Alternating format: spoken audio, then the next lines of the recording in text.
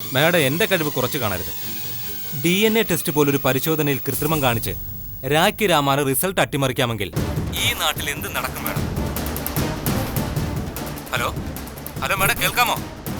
ആ കേൾക്കാം. എന്നാലും എങ്ങനെയാ എനിക്ക് വേണ്ടി ബാസ്റ്റിന് അത്രയും റിസ്ക് എടുത്തതെന്ന് ഓർക്കുമ്പോ DNA ടെസ്റ്റ് റിസൾട്ട് അട്ടിമറിക്കാന്നൊക്കെ വെച്ചാ ചില്ലറ കാര്യമാണോ? എന്നാലും ബാസ്റ്റിന് ഒന്നുകൂടി അതൊക്കെ ഒന്ന് പറ. ഈ മതികലൊക്കെ കേൾക്കാൻ കൊതിയാവുന്നു. കൊതിയൊക്കെ നേരിട്ട് കാണുമ്പോ തീർത്താ പോരെ മാഡം? ഇപ്പൊ തന്നെ കേൾക്കണം പ്ലീസ്. ലാബിൽ എന്റെ ഒരു ഫ്രണ്ട് ഉണ്ടായിരുന്നു. ഇരു ചെവി അറിയാതെ ബാലന്റെ സീതയുടെയും ബ്ലഡ് സാമ്പിൾ മാറ്റി.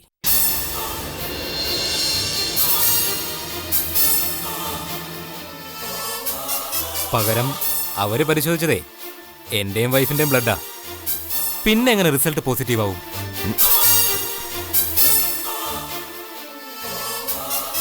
Hello hello hello madam. Hello Bastin, ആരും വരുന്നുണ്ട്. ഞാൻ ഫോൺ കട്ട് ചെയ്യുക. ഒന്ന് വളഞ്ഞു വരുമായിരുന്നു. അപ്പോൾ DNA ടെസ്റ്റിൽ നടന്നത് എന്താണെന്ന് പകല് പോലെ വ്യക്തമായി കഴിഞ്ഞു. യഥാർത്ഥ ടെസ്റ്റൊന്നും നടന്നിട്ടില്ല. ബാലേട്ടന്റെ കുഞ്ഞു തന്നെയാവും അനാഥാലയത്തിൽ കഴിയുന്നത്. അതിൽ സംശയമൊന്നുമില്ല ബായ്.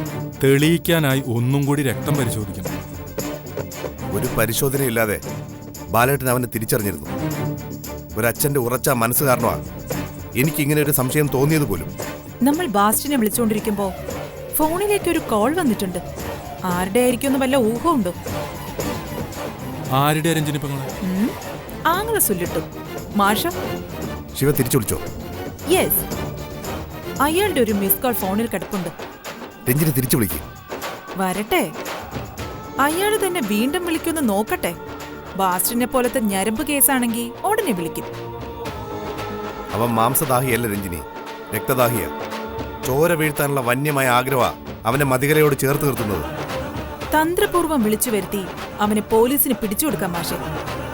അതോടെ അവന്റെ സകല ദാഹവും തീരും. ഇതോടെ എന്നെ കേരള പോലീസിൽ മിമിക്രി ആർട്ടിസ്റ്റായിട്ട് നിയമിക്കുമെന്നാ എന്റെ സംശയം.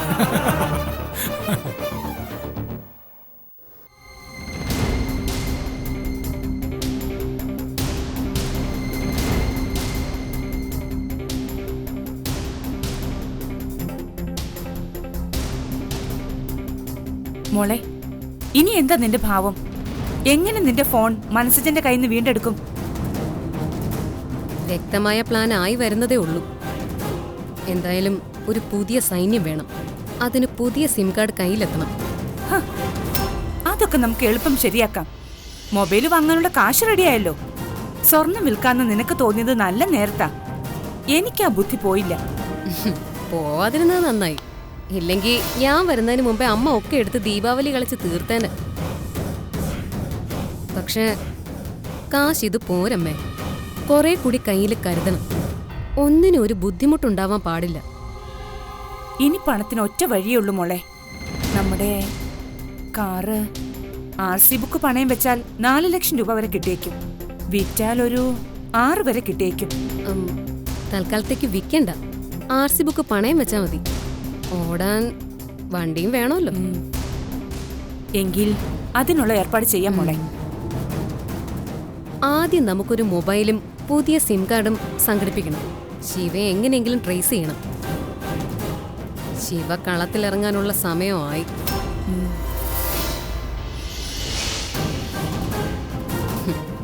ശിവപാണ്ഡ്യ പെരുമാൾ വരും. എല്ലാം ശരിയാവും.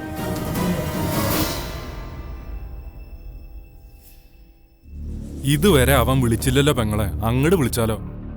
ആങ്ങളെ ഒരു കാര്യം ചെയ്, 1 തൊട്ട് 100 വരെ എണ്ണ. അതിനുള്ളിൽ ശിവ വിളിച്ചില്ലെങ്കിൽ ഞാൻ തിരിച്ചു വിളിക്കാം. ഇതെന്താ കുട്ടിക്കളിയോ? കുറച്ച് കുട്ടിത്തൊക്കെ മനസ്സിൽ സൂക്ഷിക്കണ്ടേ? ടെൻഷനും അലച്ചിലും കൊണ്ട് ആകെ പെട്ടിരിക്കുമ്പോ ഇത്തരം കുസൃതികൾ നല്ലതാ എന്റെ ഭായ്. കാർത്തികയുടെ അതേ നേച്ചറാ കുട്ടിക്കും. നിൽക്കുന്നിടത്ത് മുഴുവൻ ഒരു പോസിറ്റീവ് എനർജി ഉണ്ടാവും. പക്ഷേ ആ ഒരുമ്പട്ടോളുടെ സൗണ്ട് എടുക്കുമ്പോ ഒരു നെഗറ്റീവ് എനർജി ഉള്ളിലേക്ക് വരുന്ന പോലെയാ എനിക്ക് തോന്നുന്നത്. ശിവ,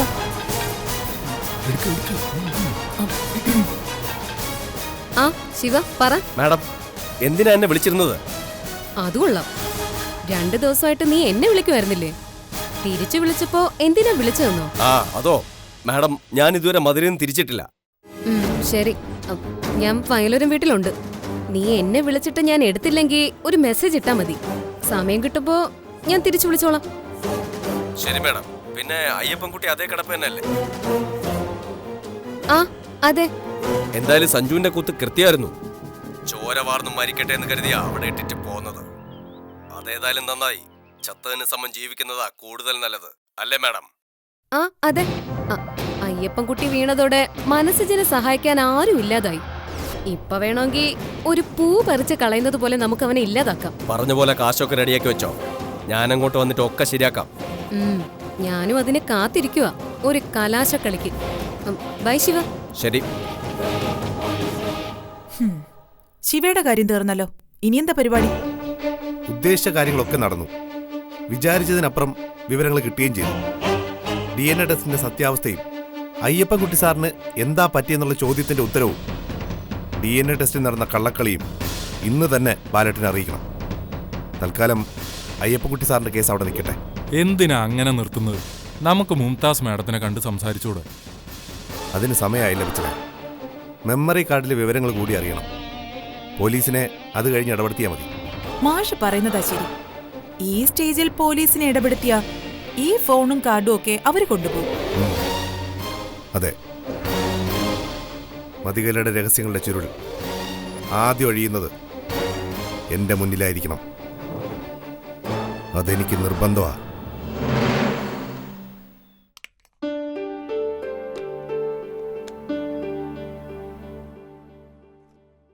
മോളുടെ തുണി വേറെ വല്ലതും നനയ്ക്കാനുണ്ടോ മോളെ? പറഞ്ഞ ജോലിയൊന്നും തീർക്കാതെ ഇന്നലെ ആ മൂദേവി ഇവിടെ നിന്ന് ഇറങ്ങിപ്പോയത്. അല്ലെങ്കിലും കുറേ ദിവസമായിട്ട് അവള് ജോലികളൊന്നും ചെയ്യാറില്ലായിരുന്നു അപ്പച്ചമ്മേ.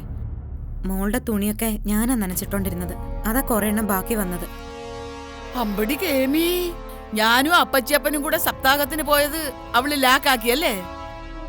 ക്ഷീണം കാണുമല്ലോ എന്ന് കരുതി ഞാനും ഒന്ന് കണ്ണടച്ചപ്പച്ചമ്മേ. അവളുടെ ഒരു ക്ഷീണവും ഗർഭവും. അല്ല മോളെ, അവള് ഗർഭിണിയാണെന്ന് രവിയോട് പറഞ്ഞോ ബാലൻ? ഇല്ല, പതുക്കെ പറയാമെന്നല്ലേ നമ്മൾ അല്ല, തീരുമാനിച്ചത്. എന്തിനാ പതുക്കുന്നത്? ആ മാരൻ ഇവിടെ നിന്ന് ഇറങ്ങിപ്പോയ സ്ഥിതിക്ക് ആ അച്ചിക്കോന്തനെ വിളിച്ച് 4 ചീത്ത വിളിച്ചൂടെ? പ്രശ്നം ഉണ്ടാക്കണ്ട അപ്പച്ചമ്മേ. ഇതിനകം തന്നെ കല രവിയെ വിളിച്ച് വിവരം പറഞ്ഞു കാണും.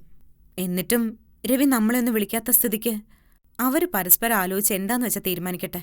നമ്മൾ ഇടപെടാൻ പോകണ്ടെന്ന് എനിക്ക് പറയാനുള്ളത്. പിന്നെ അങ്ങനെ ഇടപെടാതിരിക്കണമെങ്കിൽ ഈ അപ്പച്ചമ്മ വേറെ ജനിക്കണം.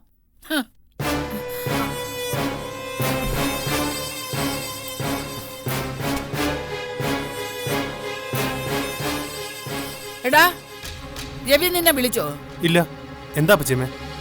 എന്നാ നീ ആ ഫോൺ എടുത്ത് അവന്റെ നമ്പർ ഒന്ന് കറക്കിക്കേ, എന്നിട്ട് എന്റെ കയ്യിലോട്ട് താ. എന്തിനാ പച്ചമ്മേ? ഇന്നലെ തന്നെ ആ അറുകൊല അവനെ വിളിച്ച് അവള് ഗർഭിണിയാണെന്ന് പറഞ്ഞു കാണും. എന്നിട്ട് അവൻ നമ്മളെ ഒന്ന് വിളിച്ചില്ലെങ്കിൽ എന്താ അതിന്റെ അർത്ഥം? അവള് വിളിച്ചു കാണോ? എന്താ സംശയം? നമ്മൾ ഫോൺ കൊടുക്കാഞ്ഞിട്ടല്ലേ അവക്ക് പ്രിയതമനെ വിളിക്കാൻ കഴിയാതെ പോയത്. ഇവിടെ നിന്നിറങ്ങി ആദ്യം കൈ കിട്ടുന്ന ഫോണിൽ നിന്ന് അവള് വിളിച്ചു കാണും. സ്വന്തം ചോരയിൽ ഒരു കുഞ്ഞെന്ന് കേട്ടപ്പോ അവളോടുള്ള വാശിയും വൈരാഗ്യം ഒക്കെ തീർന്നു കാണും. നാണം കെട്ടവൻ. നീ ഫോൺ വിളിക്കടാ, എനിക്ക് അവരോട് സംസാരിച്ചേ പറ്റൂ. വിളിക്ക്.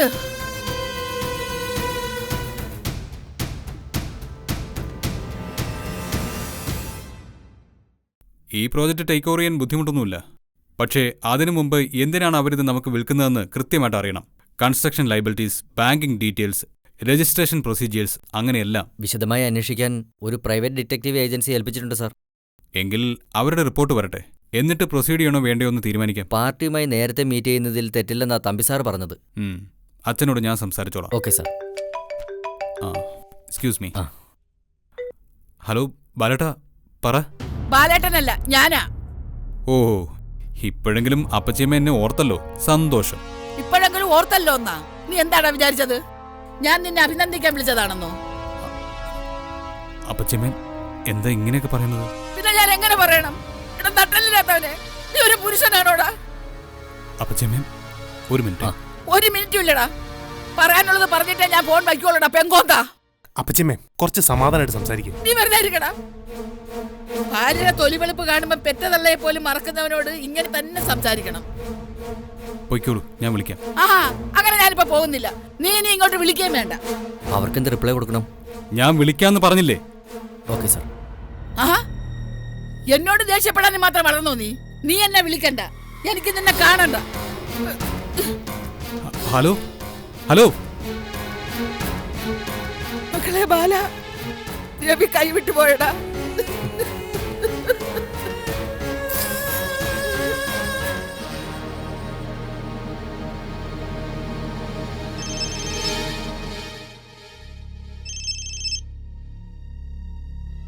എടുക്ക്.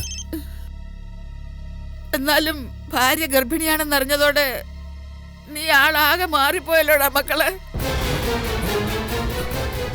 ഇങ്ങതാ രവി, അപ്പച്ചിമ്മയോട് നീ ഇങ്ങനെ പെരുമാറിയത് ഒട്ടും ശരിയായില്ല.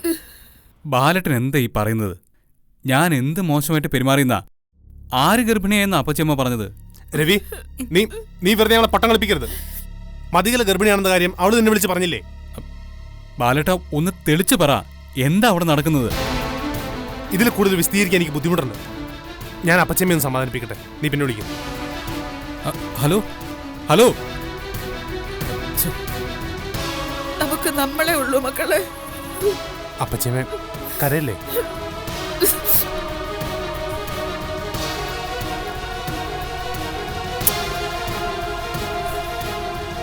HR കാര്യങ്ങളൊക്കെ രവിയോട് സംസാരിച്ചാൽ മതിയെന്ന് ഞാൻ പറഞ്ഞില്ലേ, പിന്നെ എന്താ കൺഫ്യൂഷൻ? അല്ല സാർ, രവി സാറിന് എക്സ്പീരിയൻസ് കുറവാണല്ലോ എന്നോർത്താ ഞാൻ സാറിനോട് ഡിസ്കസ് ചെയ്തേ. എക്സ്പീരിയൻസ് ആയിട്ടല്ല ആരും ഒരു ജോലിയിലും പ്രവേശിക്കുന്നത്. എക്സ്പീരിയൻസ് കൊണ്ട് മാത്രം സക്സസ് സ്റ്റോറി തുടരാൻ കഴിയില്ല. കഴിയുമായിരുന്നെങ്കിൽ ബിസിനസ് രംഗത്തെ പരിചയസമ്പന്നർക്ക് വീഴ്ചകളുണ്ടാവില്ലല്ലോ. ഓക്കെ സാർ, ഞാൻ രവി സാറിനോട് ഡിസ്കസ് ചെയ്തോളാം. Good morning sir. മോർണിംഗ്. പുതിയ അപ്പോയിൻമെന്റ്സിന്റെ ഫയലാ. We can discuss it later. Now I'm not well. Okay sir.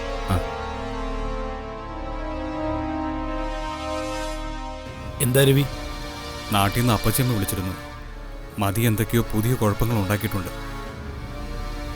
എന്താ രവി, എന്ത് കുഴപ്പം അവൾ ഉണ്ടാക്കിയത്? അവള് പ്രഗ്നന്റ് ആണെന്നാ പറയുന്നത്. ഒരച്ഛൻ ഏറ്റവും അധികം സന്തോഷിക്കുന്ന നിമിഷങ്ങളിലൂടെയാവും അച്ഛന്റെ മനസ്സ് സഞ്ചരിക്കുന്നതെന്ന് എനിക്കറിയാം. പക്ഷേ എനിക്ക് അച്ഛനെ നിരാശപ്പെടുത്താതെ വഴിയില്ല. ഒരച്ഛന്റെ മുഖത്ത് നോക്കി മരുമകനെ പറയാൻ പറ്റാത്ത കാര്യമാണ് എനിക്ക് പറയാനുള്ളത്. അവിവേകാണെങ്കിൽ എന്നോട് പൊറുക്കണം. എന്തായാലും നീ പറഞ്ഞോളൂ. നിങ്ങളൊക്കെ വിശ്വസിക്കുന്ന രീതിയിൽ ഒരു ദാമ്പത്യം ഞങ്ങൾ തമ്മിൽ ഉണ്ടായിട്ടില്ല, ഒരിക്കലും. എന്തുകൊണ്ട് അങ്ങനെ സംഭവിച്ചെന്ന് ചോദിച്ചാൽ എനിക്ക് ഉത്തരവില്ല. ഒരുപക്ഷെ നല്ലതിനു വേണ്ടി ദൈവം മുൻകൂട്ടി തീരുമാനിച്ചതാവും എന്ന് കരുതാനേ പറ്റൂ. ജാമ്യത്തിലിറങ്ങി നല്ല പിള്ള ചമഞ്ഞ് വയലോരം വീട്ടിയെത്തിയ അവളെ അറപ്പോടും വെറുപ്പോടും കൂടിയല്ലാതെ ഞാൻ നോക്കിയിട്ട് പോലുമില്ല. എന്നിട്ടും എന്നെ നാണം കെടുത്താൻ വേണ്ടി ഇല്ലാക്കഥ മെനഞ്ഞിരിക്കും അവള്. അച്ഛൻ പറ, ഞാൻ എന്താ ചെയ്യേണ്ടത്? ഇനി ഒന്നും ചെയ്തിട്ട് കാര്യമില്ല രവി. പഴമക്കാർ പറയില്ലേ, കതിരെ കൊണ്ടുപോയി വളം വെക്കരുതെന്ന്. ആ വളം കൂടെ വേസ്റ്റായി പോവുകയുള്ളൂ. ഞാൻ എന്താ ചെയ്യേണ്ടെന്ന് നീ നെഞ്ചുരുകി എന്നോട് ചോദിക്കുമ്പോൾ ആത്മനിന്ദയോടെ എനിക്ക് നിന്റെ മുന്നിൽ നിൽക്കാനാവും. കാരണം വേണ്ട സമയത്തൊന്നും ചെയ്യാത്തവനാ നിന്റെ മുമ്പിൽ നിൽക്കുന്ന ഈ Mahadevan Thampi. A successful business man, but a failed family man. ഭർത്താവ് എന്ന നിലയിലും അച്ഛനെന്ന നിലയിലും ഞാനൊരു സമ്പൂർണ്ണ പരാജയമായിരുന്നു രവി. വിവാഹം കഴിഞ്ഞ നാൾ മുതൽ ഭാര്യയെ ചൊൽപ്പടിക്ക് നിർത്താൻ എനിക്ക് കഴിഞ്ഞില്ല. അവളുടെ നീരാളിപ്പിടുത്തത്തിൽ നിന്നും എന്റെ മകളെപ്പോലും കാക്കാൻ പറ്റിയില്ല. ജീവിതത്തിൽ ഓരോ നിമിഷവും ആ കുറ്റബോധം കൊണ്ട് നേർന്ന ഞാൻ നിനക്കെന്ത് ഉപദേശം തരാനാ? നിസ്സഹായനായി നിന്റെ മുന്നിൽ നിൽക്കാനേ എനിക്ക് പറ്റൂ. അച്ഛൻ അങ്ങനെ പറഞ്ഞൊഴിയരുത്. ഒരു ജീവിതം കൊണ്ട് സമ്പാദിച്ചത് മുഴുവൻ കുഞ്ഞുമണിയുടെ പേരിലാക്കി എന്നെ ആ നിധിയുടെ സംരക്ഷകനാക്കിയത് അച്ഛനാ. ജീവിക്കാൻ വേണ്ടി ചുമടെടുക്കാൻ പോലും തയ്യാറായി നിന്ന എന്നെ ആ അവസ്ഥയിൽ നിന്ന് ഒരു യുവരാജാവാക്കിയതും അച്ഛനാ. വയലോരം വീട്ടിൽ ഇന്ന് സന്തോഷം കളിയാടുന്നുണ്ടെങ്കിൽ അതിന് കാരണക്കാരനും അച്ഛനാ.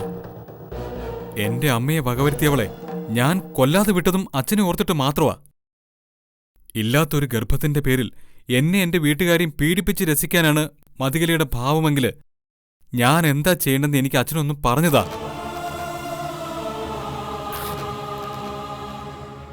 എന്നെ കരുതി നീ അവളോട് കാരുണ്യൊന്നും കാണിക്കേണ്ട രവി. ഒറ്റപേക്ഷയുള്ളൂ, കൊല്ലരുത്, ജീവിച്ചു തീർക്കട്ടെ. മറ്റെന്ത് തീരുമാനം നീ എടുത്താലും ഞാൻ നിന്റെ ഒപ്പമുണ്ട്. അവളെ ഡിവോഴ്സ് ചെയ്യണോ? ചെയ്തോളൂ. നീ പറഞ്ഞതുപോലെ തന്നെ ഞാൻ നിധികാക്കുന്നൊരു ദേവനാക്കിയത് എന്റെ മകളെ ആയുഷ്കാലം മുഴുവൻ സഹിക്കണമെന്നുള്ള സ്വാർത്ഥ താല്പര്യത്തോടെയല്ല. ഡിവോഴ്സിനെ കുറിച്ചൊക്കെ പിന്നെ തീരുമാനിക്കാച്ച. മനസ്സുകൾ തമ്മിൽ പണ്ടേ അകന്നു കഴിഞ്ഞതാ. താലിച്ചരടവൾ പൊട്ടിച്ച് എന്റെ മുഖത്ത് പറഞ്ഞു. നിയമപരമായി മാത്രം നിലനിൽക്കുന്ന ഒരു ബന്ധം മുറിച്ചു മാറ്റുന്നത് വെറും പേപ്പർ വർക്കല്ലേ അച്ഛ? അതെ. ആ നിന്റെ അപ്പച്ചമ്മയെ ബാലേട്ടനെ വിളിച്ചു പറ അങ്ങനൊരു കുഞ്ഞില്ലാന്ന്. ആ അവർക്കും സമാധാനാവട്ടെ. ശരി. Concentrate on your work. ഞാൻ എൻ്റെ സങ്കടങ്ങളെ മുഖിക്കുന്നത് ബിസിനസിന്റെ ലഹരി പാത്രത്തിലാണ്. നിനക്കൊന്നിന് സാധിക്കും.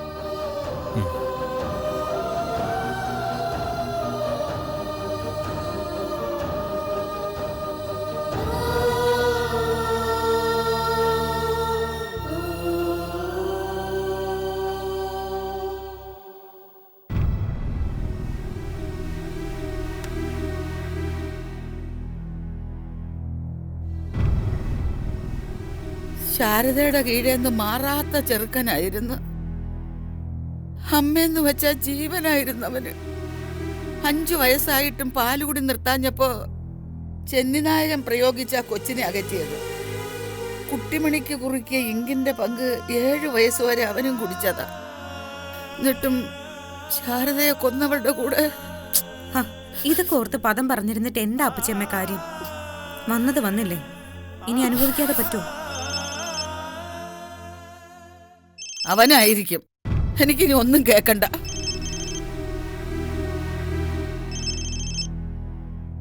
ആ രവി, അപ്പച്ചിമ്മയുടെ ദേഷ്യവും കരച്ചിലും ഒക്കെ മാറിയോ? അതങ്ങനെ പെട്ടെന്ന് മാറില്ലല്ലോ. ഇങ്ങനെ ഒരു പൊട്ടിത്തെറി പരമാവധി ഒഴിവാക്കാൻ വേണ്ടിയാ ഞാൻ ഇത്രയും ദിവസം നിന്നെ വിളിച്ചൊന്നും പറയാതിരുന്നത്. എന്റെ ബാലേട്ട, അവൾ എന്തെങ്കിലും പറഞ്ഞാൽ ഉടനെ നിങ്ങളൊക്കെ അത് തൊണ്ട തൊടാതെ വിഴുങ്ങിയ ഞാൻ എന്താ ചെയ്യ? പച്ച കള്ള അവള് പറഞ്ഞത്. ഞാനും അവളും തമ്മിൽ അങ്ങനെ ഒരു ബന്ധം ഉണ്ടായിട്ടില്ല.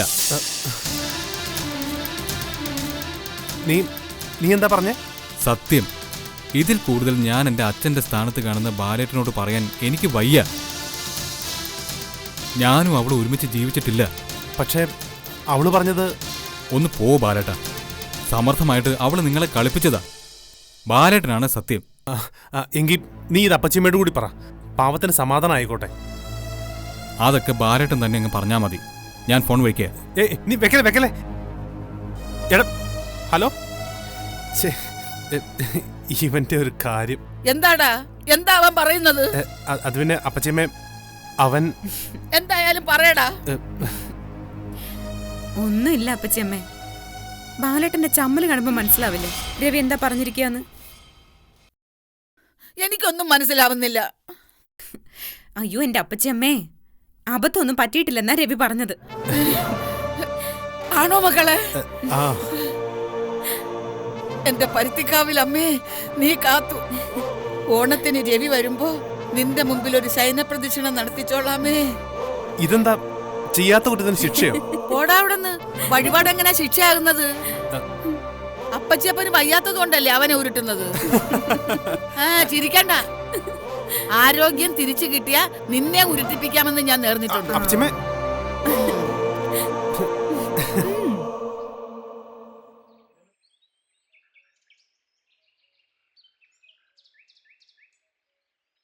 മനസ്സിജമ്മായി ഒന്ന് നിന്നേ. വാ, ഇപ്പൊ വയലോരം വീട്ടിൽ ചെന്നിട്ട് എന്താ പറയാൻ പോണേ? നകുലം കൊണ്ടുവന്ന് വയലോരം വീടിന്റെ തിരുമുറ്റത്ത് കിടത്തിയത് എന്റെ കുട്ടാപ്പെന്ന് പേരിട്ട രാജകുമാരനെ തന്നെയാണെന്ന്. DNA ടെസ്റ്റ് പരാജയപ്പെട്ടത് മുതൽ നെഞ്ചുരുകി നിൽക്കുന്ന ബാലേട്ടന് വലിയ ആശ്വാസമാകും പിച്ചളെ. ഇനി അധികം വൈകാതെ അവന് തിരിച്ചു കിട്ടുമെന്ന് ബാലേട്ടന് അറിയട്ടെ. വായി പറഞ്ഞതൊക്കെ ശരിയായിരിക്കാം, പക്ഷേ ഒരു കാര്യം മറക്കരുത്. സീതപ്പങ്ങൾ ഉണ്ടാവും അവിടെ. കുഞ്ഞുമണിയെ സ്വന്തം മകളായി കാണുന്ന അവർക്ക് ഈ സത്യം താങ്ങാനാവൂ? എന്നായാലും അറിയേണ്ടതല്ലേ പിച്ചളെ. ഒരു മുന്നൊരുക്കം സീതയുടെ മനസ്സിലുണ്ടാവട്ടെ. മതികല പിശാചും അവിടെ ഉണ്ടാവുമല്ലോ. അവളുടെ മുമ്പിൽ വെച്ച് ഞാൻ പ്ലേ ചെയ്ത് കേൾപ്പിക്കും ബാസ്റ്റിനുമായിട്ടുള്ള ഫോൺ സംഭാഷണം? അത്ര ആവേശം കാണിക്കണ്ടെന്നാ എനിക്ക് പറയാനുള്ളത്. കുട്ടാപ്പൂന്റെ കാര്യം രഹസ്യമായിട്ട് ബാലേട്ടന് മാത്രം ധരിപ്പിച്ചാൽ മതി. തൽക്കാലം മറ്റാരും അറിയണ്ട. ബാലേട്ടനെ കണ്ടിട്ട് നമുക്ക് മുംതാസ് മേഡത്തിന്റെ അടുത്തേക്ക് പോവാ. മേഡത്തോട് വിവരങ്ങളൊക്കെ പറയാം. ആ കേസിൽ നിയമത്തിന്റെ വഴി നോക്കട്ടെ. അതല്ലേ ബായി നല്ലത്. പിച്ചള പറയുന്നതിലും കാര്യമുണ്ട്. മുംതാസ് മേഡത്തിന്റെ അതേ റാങ്കിലുള്ള ഉദ്യോഗസ്ഥൻ തട്ടിപ്പിന് കൂട്ടുന്ന സാഹചര്യം ഉള്ളതുകൊണ്ട് നമുക്കും ബാലേട്ടനുമൊക്കെ ഒരുപാട് പരിമിതികളുണ്ട്. അതെ, രഞ്ജിനി പെങ്ങളെ കൊണ്ട് മതികലേന്റെ ശബ്ദത്തിൽ നാടകം കളിച്ച കാര്യം തൽക്കാലം മേഡത്തോട് പറയണ്ട. മതികല അയാളോട് ഫോണിൽ സംസാരിക്കുന്നത് നമ്മൾ കേട്ടു എന്ന് പറഞ്ഞാൽ മതി. കള്ളന്റെ ബുദ്ധിയാ. കേട്ടോ മനസ്സിലായി? ഇത് കള്ളന്റെ ബുദ്ധിയല്ല പിച്ചളെ, ഇതാണ് നേർബുദ്ധി. മതികലയുടെ ഫോൺ നമ്മുടെ കയ്യിലുണ്ടെന്ന് അറിഞ്ഞാൽ അവർ ചിലപ്പോൾ അത് സറണ്ടർ ചെയ്യാൻ പറയും. അതോടെ നമ്മൾ വഴിമുട്ടും. എന്തായാലും വാ, ആദ്യം വയലോരം വീട്ടിലെ വലിയ മുറിവുണക്കാൻ നമുക്കൊരിത്തിരി മരുന്ന് വിട്ടാം. വാ. എന്നാലും അബദ്ധമൊന്നും പറ്റിയിട്ടില്ല എന്ന് രവി തറപ്പിച്ചു പറയുന്ന സ്ഥിതിക്ക് മതികൊലയ്ക്ക് എങ്ങനെ ഗർഭം വന്നു? അതും കള്ളത്തരമായിരുന്നു. പ്രഗ്നൻസി ടെസ്റ്റ് ഡിവൈസിൽ കണ്ടത് പോസിറ്റീവ് റിസൾട്ട് തന്നെയാണ്. അക്കാര്യത്തിൽ ഒരു സംശയമില്ല അപ്പച്ചമ്മേ. ആ എങ്കിൽ പിന്നെ എവിടെന്നെങ്കിലും വയറ്റിലുണ്ടാക്കിയിട്ടായിരിക്കും ഇങ്ങോട്ട് വന്നത്. രവിയെ നമ്മളെ കൊടുക്കാൻ വേണ്ടി അവൾ അതും അതിനപ്പുറവും ചെയ്യും. അവൾ എന്ത് ചെയ്താലും അതൊന്നും ഏക്കില്ല അപ്പച്ചമ്മേ. ഇനി ഇവിടെ ഒരു ഗർഭനാടകവും നടക്കില്ല. രവിയുമായി സംസാരിച്ചോടെ എനിക്ക് നല്ല ധൈര്യമായി.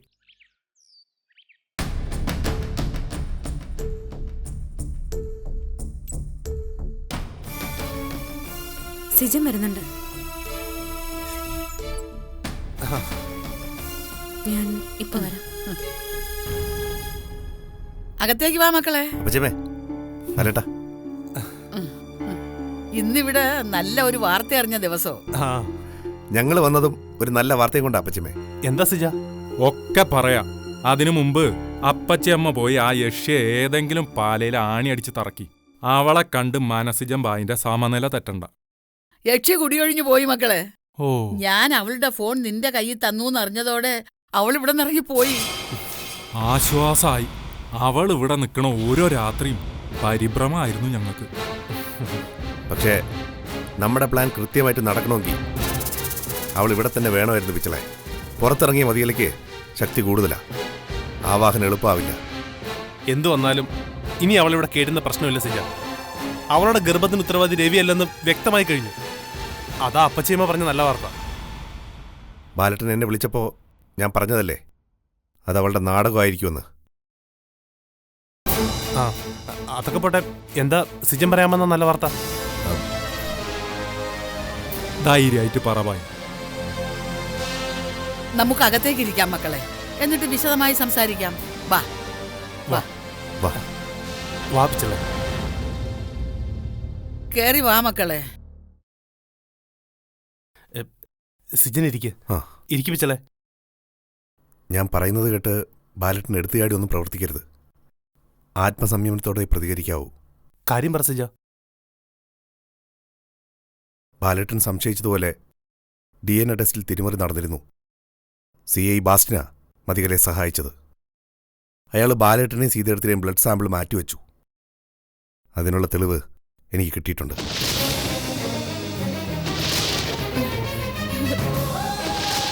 ഒരു തെളിവില്ലാതെ എനിക്കറിയാമായിരുന്നു സിജ അവൻ എന്റെ കുട്ടാപ്പുവാണെന്ന്. അമ്മ മകനെ തിരിച്ചറിയില്ലായിരിക്കും, പക്ഷെ എനിക്കറിയാം എന്റെ ചോരെ. അനാഥാലയത്തിൽ നിന്ന് അവൻ നൊന്ത് വിളിച്ചത് ഞാൻ കേട്ടു സിജ. ഞാൻ അവനെ പോയി കണ്ടു. നാളെ നക്ഷത്ര മുഹൂർത്തമൊന്നും നോക്കാതെ, കാതിന് 3 വട്ടം പേര് ചൊല്ലി വിളിക്കാതെ ഞാൻ എന്റെ മനസ്സുകൊണ്ട് അവനെ സ്വീകരിച്ചു കഴിഞ്ഞു. ഈ വയലോരം വീടിന്റെ അനന്തരാവകാശിയായി.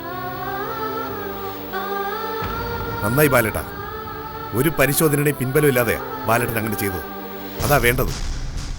മനസ്സിന്റെ DNA പരിശോധിക്കാനും അട്ടിമറിക്കാനും ആർക്കും കഴിയില്ലല്ലോ. സിജ,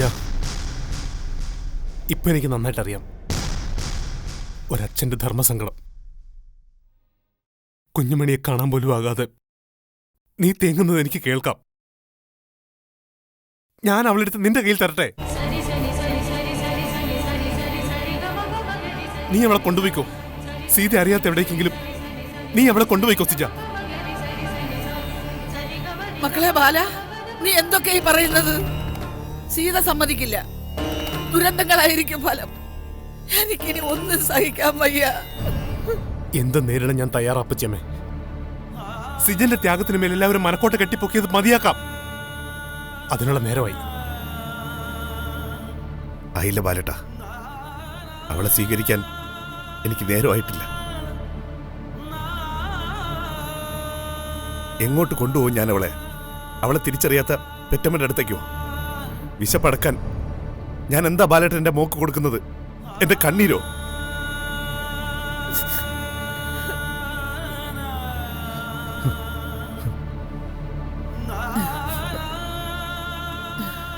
ഇത്രയിടം വരെ വന്ന സ്ഥിതിക്ക് ഊണ് കഴിച്ചിട്ട് ഇവരെ വിട്ടാ മതി ബാല. അതെ, ഊണ് റെഡിയായിരിക്കുക സിജ.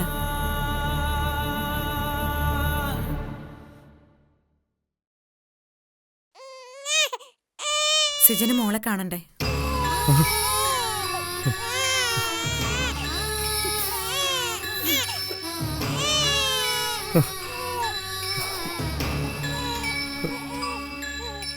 ബാലേട്ടൻ ഇവളെ അംഗീകരിച്ച സ്ഥിതിക്ക് എനിക്ക് ആശങ്കയൊന്നുമില്ല സിജ. ഞാൻ ചോറ് വിളമ്പാം.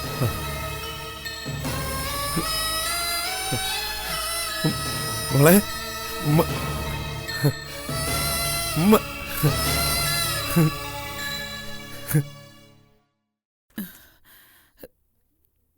കുഞ്ഞുണി, കുറെ കാലം കൂടെ സഹിക്കണം മക്കളെ. അധികം താമസിയാതെ കുട്ടാപ്പൂങ്ങി വരില്ലേ? അതോടെ സീതയുടെ തെറ്റിദ്ധാരണയൊക്കെ മാറും. കുട്ടിമണിയുടെ സൂക്കേട് മാറി അവളും തിരിച്ചെത്തും. നമ്മളിവിടെ സന്തോഷമായിട്ട് കഴിയും. കുഞ്ഞുമണി, മോളെ, കുഞ്ഞുമണി.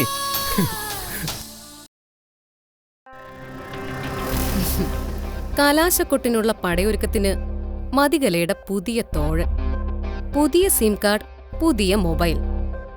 ഇനി അങ്ങോട്ട് കാര്യങ്ങൾ എക്സ്പ്രസ് ഹൈവേയിലൂടെ ചീറിപ്പായും. സഞ്ജുവിനെ ഞാൻ വിളിച്ചിരുന്നു. ശിവയെ ഇതുവരെ ട്രേസ് ചെയ്യാൻ പറ്റിയില്ലെന്ന് പറഞ്ഞു. നാശം പിടിച്ചവൻ എവിടെ പോയി കിടക്കാണോ എന്തോ. നീ എന്തായാലും സഞ്ജുവിനെ വിളിച്ച് ഈ പുതിയ നമ്പർ കൊടുക്കുമോളെ. കൊടുക്കാം.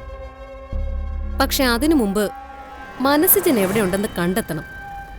എന്റെ ഊഹം ശരിയാണെങ്കിൽ അമരവിളയിലെ ഔവയ്യാർ തെരുവിൽ എവിടെയോ അവൻ ഉണ്ടാവണം. പക്ഷെ അതൊന്ന് കൺഫേം ചെയ്യണം. ഫോൺ തിരിച്ചെടുക്കാൻ എന്റേതായ വിധത്തിൽ എന്തെങ്കിലും ഒരു വഴി ഉണ്ടോന്ന് നോക്കണം. ഞാൻ ആലോചിച്ചിട്ട് ഒറ്റ വഴിയേ ഉള്ളൂ. കുറെ ഗുണ്ടകളെയും കൂട്ടി അവൻ താമസിക്കുന്നിടത്ത് പോയി പ്രശ്നങ്ങൾ ഉണ്ടാക്കുക. കയ്യും കാലും തല്ലി ഒടിച്ചിട്ടായാലും ഫോൺ തിരിച്ചു വാങ്ങണം. മെമ്മറി കാർഡ് ലോക്ക് കഴിക്കാൻ കൊടുത്തിരിക്കുകയാണെങ്കിലോ? സർവീസ് സെന്ററിൽ പോയി അതെങ്ങനെ കൈക്കലാക്കും? ഏത് കടയിലാ കൊടുത്തിരിക്കുന്നെന്ന് അവനെ കൊണ്ട് പറയിക്കണം. എന്നിട്ട് ഗുണ്ടകളെയും കൊണ്ട് അവിടെയും പോണം. എന്റെ അമ്മയെ ഇങ്ങനെ പൊട്ടത്തരം പറയാതെ. വയലൻസിനെ കുറിച്ച് മാത്രമേ അമ്മയ്ക്ക് ചിന്തയുള്ളൂ. കലാശക്കൊട്ട ക്ലൈമാക്സ് എന്നൊക്കെ നീ തന്നെയല്ലേ ഇടയ്ക്കിടയ്ക്ക് പറയുന്നത്. ഇപ്പോഴേ ഇത്തിരി ചോര വീഴ്ത്തി തുടങ്ങിയാൽ എന്താ കുഴപ്പം? കുഴപ്പമുണ്ട്. വയലൻസ് നേരത്തെ തുടങ്ങി വെച്ച അവസാനത്തെ റീലിന്റെ പഞ്ച് കുറയും. കുറച്ച് ഹ്യൂമറും സെന്റിമെന്റ്സും ജീവിതഗന്ധിയായ മുഹൂർത്തങ്ങളും നിറഞ്ഞു മുന്നോട്ട് പോകുന്ന സിനിമ പെട്ടെന്നൊരു നിമിഷം വില്ലന്റെ കൈകളിലേക്ക് പോകുമ്പോ കാണികൾക്ക് കിട്ടുന്നൊരു നടുക്കമുണ്ടല്ലോ, അത് നഷ്ടപ്പെടും. ആ നടുക്കം പരമാവധി നീട്ടിവെക്കാൻ ശ്രമിക്കുമോ ഞാൻ. അമ്മ എന്തായാലും കാറിന്റെ RC ബുക്ക് പണയം വെച്ച് കിട്ടുന്നത് വാങ്ങിക്ക്. ആ സമയം കൊണ്ട് ഒരു പുതിയ സാമന്തനെ സൃഷ്ടിക്കാൻ പറ്റുമെന്ന് ഞാനൊന്ന് നോക്കട്ടെ. സാമന്തനോ? അതാരാ? അതൊക്കെയുണ്ട്. സംഗതി നടന്നിട്ട് ഞാൻ പറയാം ആരാണെന്നും എന്താണെന്നും. തൽക്കാലം നമുക്ക് കിട്ടാവുന്ന ഏറ്റവും പ്രബലനായൊരു സുഹൃത്താണ് അയാളെന്ന് മാത്രം അറിഞ്ഞാൽ മതി. അമ്മ ചെല്ല്.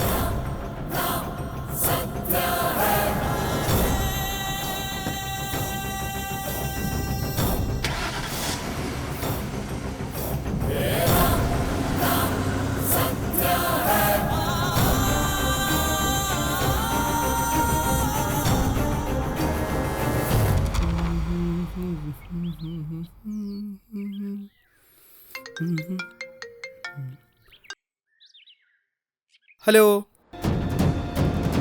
സുഖല്ലേ രാഹുല? ഇതാരാ സംസാരിക്കുന്നേ? എന്റെ ശബ്ദം നീ ഇത്ര പെട്ടെന്ന് മറന്നോ?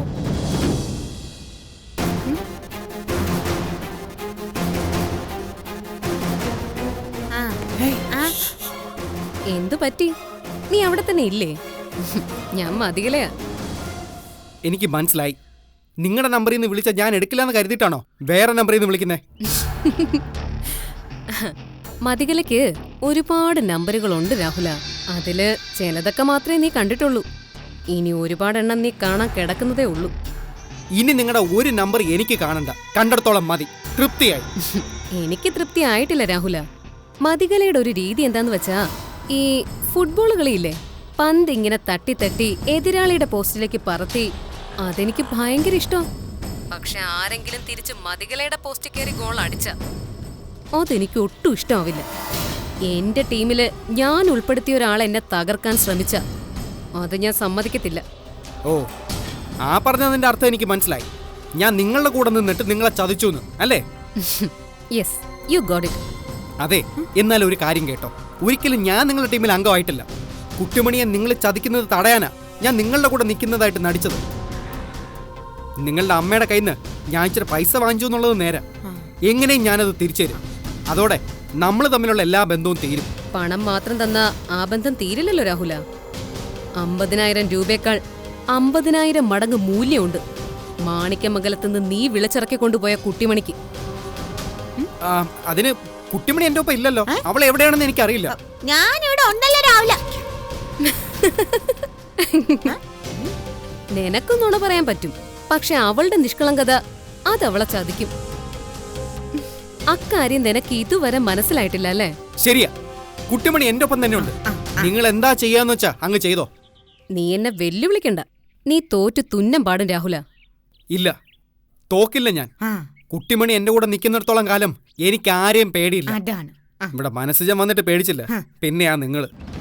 ഓഹോ, അപ്പൊ എന്റെ ഊഹം തെറ്റിയില്ല. മനസ്സുജൻ നിന്നെ തേടി പിടിച്ചു അല്ലേ? തേടി പിടിച്ചൊന്നും മാത്രമല്ല, ഇവിടെ അടുത്ത് വാടകയ്ക്ക് ഒരു വീടും എടുത്ത് താമസിക്കുന്നുമുണ്ട് കുട്ടിമണിയെ തട്ടിക്കൊണ്ടുപോവാൻ. ഓ, അതൊരു പുതിയ അറിവാണല്ലോ രാഹുല. അവിടെ താമസിച്ചോണ്ട് അവൻ അവിടെ എന്താ ചെയ്യുന്നേ? കുട്ടിമണിക്ക് അടുപ്പുള്ളവരെ ഓരോരുത്തരായി അയാൾ അങ്ങ് കയ്യിലെടുക്കുക. ഈ തെരുവില് ഞാനും കുട്ടിമണി പൊറ്റയ്ക്ക. എല്ലാവരും ഞങ്ങളുടെ ശത്രുക്കളാ. മനസ്സിലായി. ഒരു കാര്യം ചെയ്യ് രാഹുല, നീ എന്നെ ഒന്നൊന്ന് കാണ്. എന്താ വേണ്ടതെന്ന് നമുക്ക് ഒരുമിച്ച് ആലോചിക്കാം.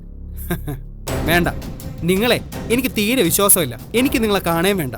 അങ്ങനെ പറഞ്ഞ പറ്റത്തില്ല. കാണണമെന്ന് മതികല കരുതിയ കണ്ടിരിക്കും. നീ ഞാൻ പറയുന്നിടത്തേക്ക് വന്നില്ലെങ്കിൽ നീ ഇരിക്കുന്നിടത്തേക്ക് ഞാനങ്ങ് വരും. ഹലോ, വേണ്ട വേണ്ട, നിങ്ങൾ ഇങ്ങോട്ട് വരണ്ട. വരും രാഹുല. എനിക്കറിയാം നിന്റെ അഗ്രഹാരം എവിടെയാണെന്ന്. 1 മണിക്കൂറിനുള്ളിൽ ഞാൻ അവിടെ എത്തും. ഹലോ ഹലോ എത്തിയിട്ട് ഞാൻ നിന്നെ വിളിക്കാം. മര്യാദയ്ക്ക് വീട്ടിൽ നിന്ന് ഇറങ്ങി വന്നാ നിനക്ക് കൊള്ളാം. ഇല്ലെങ്കിൽ ബാക്കി ഞാൻ പറയണ്ടല്ലോ.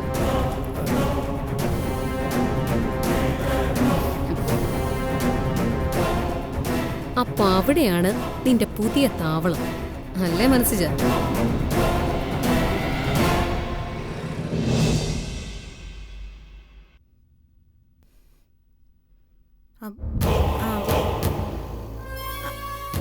അല്ല, എന്തിനാ ഇങ്ങനെ പേടിക്കുന്നേ രാവില? മതികല ഇങ്ങോട്ട് വരുന്നുണ്ടെന്ന്. ഓ, കൊച്ചു രാക്ഷസി. അല്ല, അവര് വരുമ്പോ നമ്മൾ ഓടിച്ചു വിട്ടാ പോരെ? അതൊന്നും അത്ര എളുപ്പമൊന്നുമല്ല കുട്ടിമണി. ഉടുമ്പിനെ പോലെ അവളുടെ പിടുത്തം. പിടിച്ചാ പിന്നെ പിടിപെടില്ല. ചുമ്മാ ഇനി രാവില. അവര് വരുമ്പോഴേ ഞാനും ശീലാവതിയും കൂടെ എന്നാലുള്ള പണം എടുത്തോളാം. ഇങ്ങ് വരട്ടെ, വെച്ചിട്ടുണ്ട് ഞാൻ. കുട്ടിമണി, ദേവീത് കൂടുതൽ കുഴപ്പത്തിനൊന്നും പോവല്ലേ. മതികല വന്ന എങ്ങനെയെങ്കിലും ഞാൻ കരഞ്ഞ് കാല് പിടിച്ചിട്ടാണെങ്കിൽ അവരെ ഒഴിവാക്കി വിട്ടോളാം. രാഹുലിനെതിനാ അവരെ കാല് പിടിച്ചെന്നെ? എനിക്കതൊന്നും ഇഷ്ടമല്ല കേട്ടോ, പറഞ്ഞേക്കാം. അവൾ വേണമെങ്കിൽ നമ്മുടെ കാല് പിടിച്ചിട്ടെ, അടാ നല്ലത്. എന്റെ കുട്ടിമണി, ഞാൻ പറയുന്നത് നീ ഒന്ന് കേക്ക്. ആശുപത്രിയിൽ നിന്ന് അവളല്ലേ നിന്നെ പിടിച്ചോണ്ട് പോയത്. മാണിക്യമംഗലത്ത് നിന്നെ താമസിപ്പിച്ചതിന് പിന്നിൽ അവർക്ക് എന്തൊക്കെയോ ദുരുദ്ദേശങ്ങളുണ്ടായിരുന്നു. അല്ല, എന്ത് ദൂരദേശമാ രാഹുല? ദൂരദേശമല്ല, ദുരുദ്ദേശം. എന്തായാലും ഞാൻ നിന്നെ അവിടെ നിന്ന് കടത്തിയത് കൊണ്ട് ആ ലക്ഷ്യം നടന്നില്ല. പഴയ ലക്ഷ്യം പൊടി തട്ടി എടുത്തോണ്ടാവും ഈ പുതിയ വരവ്. എങ്കിൽ പിന്നെ നമുക്കൊരു കാര്യം ചെയ്താലോ? എന്താ? എന്നെ അവളെ ആശുപത്രിയിൽ നിന്ന് തട്ടിക്കൊണ്ട് പോയ പോലെ അവളെ നമുക്ക് തട്ടിക്കൊണ്ട് പോയാലോ? ആരും അറിയാതെ നമുക്ക് അവളെ അപ്പുറത്തെ വീട്ടിൽ പൂട്ടിയിടാം. ഇടയ്ക്കിടയ്ക്ക് നല്ല ഇടിയും കൊടുക്കാം. ശീലാവതിയെ കൊണ്ട് ഇടിപ്പിച്ച. എന്റെ പൊന്നു കുട്ടുമണി, അതൊന്നും വേണ്ട. ഇങ്ങനൊരു പുതിയ അവതാരം കൂടി എത്തിയ കാര്യം ബ്രഹ്മശ്രീ മംഗളത്തെ അമ്മയോട് പറയാതിരിക്കുന്നതാ നല്ലത്. പറഞ്ഞാ അത് പിന്നീട് ഭയങ്കര പ്രശ്നമാവും. എന്നോ പ്രശ്നം രാഹുല. ഈ രാഹുലിന് ഇതിന് എപ്പോഴും പ്രശ്നം ആ പ്രശ്നമാണ് പറഞ്ഞോണ്ടിരിക്കുന്നേ. ഒരു പ്രശ്നവും ഇല്ല. എനിക്ക് ഇഷ്ടമുള്ളത് കൊണ്ടാ ഞാൻ രാഹുലിന്റെ കൂടെ വന്നേന്ന് ഞാൻ അന്ന് പറഞ്ഞപ്പോ പോലീസ് വരെ അങ്ങ് പേടിച്ചു പോയില്ലേ. പിന്നെ രാക്ഷസി ഇങ്ങ വരട്ടെ. അപ്പൊ ഞാൻ പറയും ഞാൻ തോന്നിയ പോലെ ചെയ്യുന്നു. അല്ല പിന്നെ വരട്ടെ അവള്. ഒരു കണക്കിന് ആലോചിച്ച നീ ഭാഗ്യവതിയാ കുട്ടിമണി. നീ ജീവിക്കുന്നതേ ഇപ്പോഴത്തെ നിമിഷത്തിൽ മാത്രം. അടുത്ത നിമിഷം എന്താവും എന്നുള്ള ചിന്തയെ നിനക്കില്ല. അതുകൊണ്ട് തന്നെ നാളെ കുറിച്ചുള്ള ടെൻഷനും നിനക്കില്ല. നിന്നെപ്പോലെ ജനിക്കാൻ ഭാഗ്യം ചെയ്യണം. ഞാൻ വലിയ പുള്ളിയാണല്ലേ? അതെ, പക്ഷേ ഞാൻ നിന്നെപ്പോലെ വലിയ പുള്ളിയല്ലാത്തതുകൊണ്ട് ഇനിയുള്ള 1 മണിക്കൂർ സമയം കനലിൽ ചവിട്ടിയെന്ന പോലെ വേണം നിൽക്കാൻ. ആ 1 മണിക്കൂർ കൊണ്ട് കഴിഞ്ഞാൽ ജീവിതം എവിടേക്ക് പോകുമെന്ന് അറിയാതെയുള്ള ടെൻഷനുണ്ട്.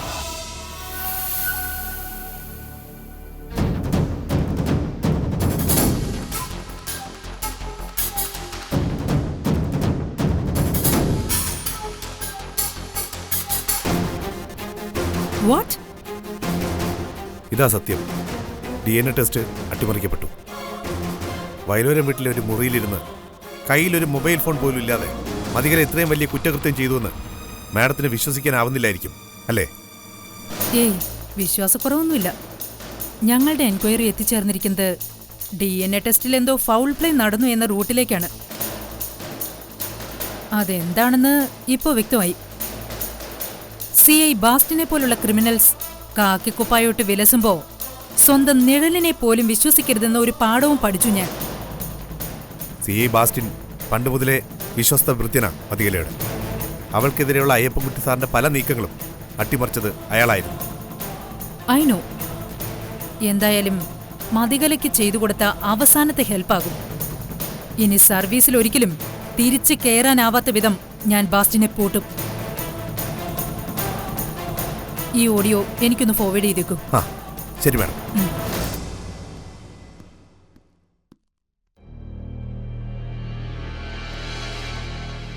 ഒരു സംശയം കൂടി. മതികല ബാസ്റ്റിനുമായി നടത്തിയ ഈ സംസാരം എങ്ങനെ നിങ്ങൾക്ക് കിട്ടി? അത് പിന്നെ അവളില്ലാത്ത നേരം നോക്കി ഞാൻ അവളുടെ ഫോൺ ചെക്ക് ചെയ്തു. ഓ, എല്ലാ കോളുകളും റെക്കോർഡ് ചെയ്ത് വെക്കുന്നൊരു ശീലം അവക്കുണ്ടെന്ന് എനിക്ക് നേരത്തെ അറിയായിരുന്നു. ഓ, എങ്കിൽ പിന്നെ ആ മൊബൈൽ കൈക്കലാക്കാമായിരുന്നില്ലേ? കയ്യിലുണ്ടാവും ഇല്ലേ? ഏയ് ഇല്ല മാഡം, ഇല്ല. അവളുടെ നമ്പർ പറ, ഞാനൊന്ന് വിളിക്കാം. പറയൂ. 9440759550.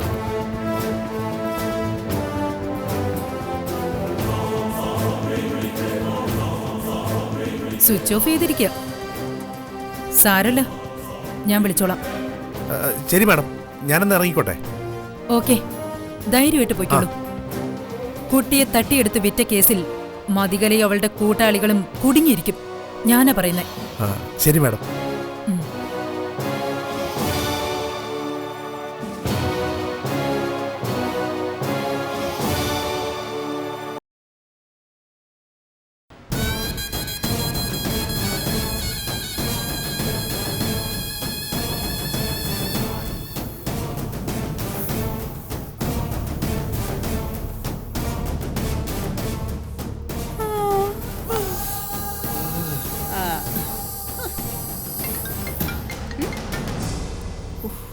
കൊച്ചി രാക്ഷസിയെ വിളിക്കുന്നേ, അവളോട് എത്തിക്കാണും. എന്തിനാ പേടിക്കുന്നേ? അവളെ നമുക്ക് പാർപ്പിക്കാന്ന് ഞാനല്ലേ പറയുന്നേ. കുറ്റോനല്ലേ, ധൈര്യമായിട്ട് ഫോൺ എടുക്ക. ഹലോ. മതികല പറഞ്ഞതാ. ഞാൻ നിന്റെ കോളനിയിലുണ്ട്. വീട്ടിലേക്ക് വരട്ടെ? അയ്യോ വേണ്ട വേണ്ട വേണ്ട, ഞാൻ പുറത്തേക്ക് വരാം. ഗുഡ്, ഞാൻ കാത്തു നിൽക്കാം. ശരി. ഞാൻ പോയിട്ട് വരാം കുട്ടിമണി. ഞാനും വരാം. വേണ്ട, നിന്നെയും കൂട്ടി അവളുടെ മുമ്പിൽ എത്തുന്നത് മണ്ടത്തരോ. നിന്നെ അവൾ അപകടപ്പെടുത്തും. അയ്യോ എന്നാ വേണ്ട, രാഹുലും പോയിട്ടോ. നീ ഒരു കാരണവശാലും ഇവിടുന്ന് പുറത്തിറങ്ങരുത്. അമ്മയും ശീലാവതി ചേച്ചി ആരും കാണാൻ പോണ്ട. എന്നാ ശരി, അകത്തേക്ക് പോയി. ആ,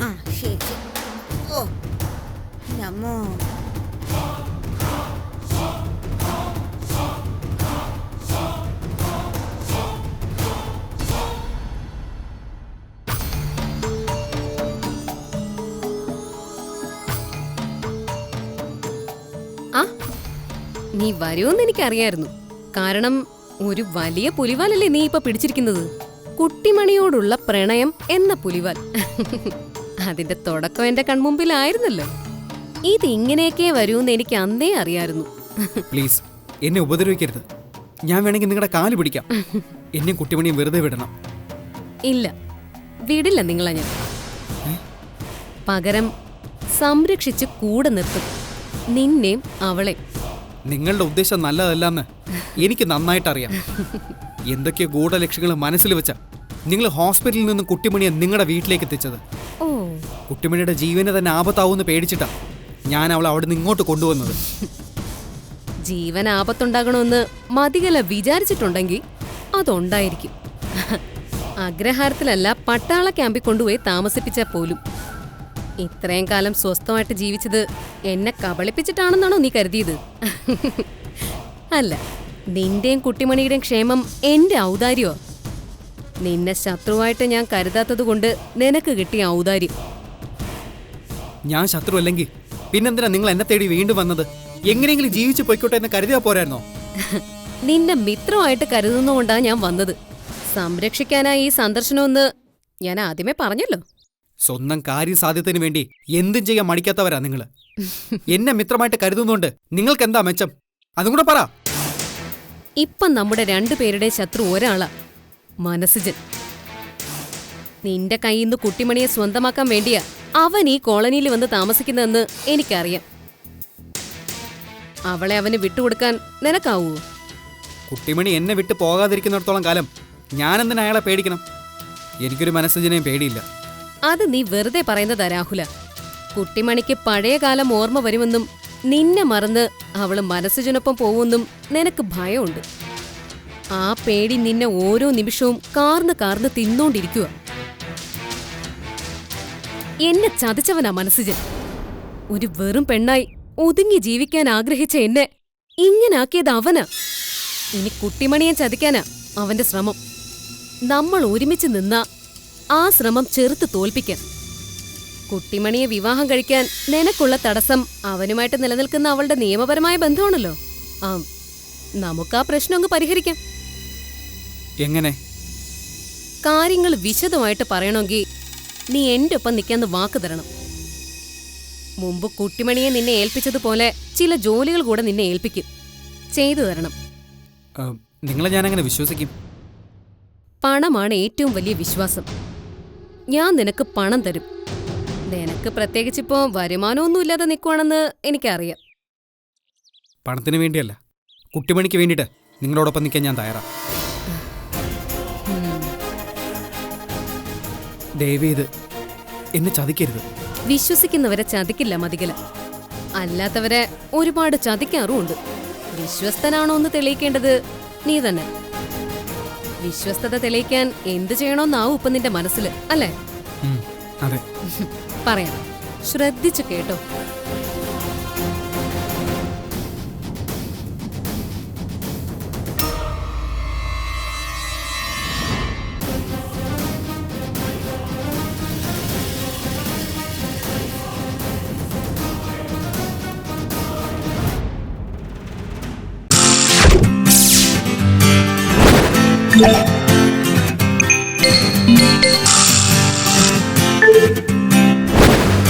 Yeah.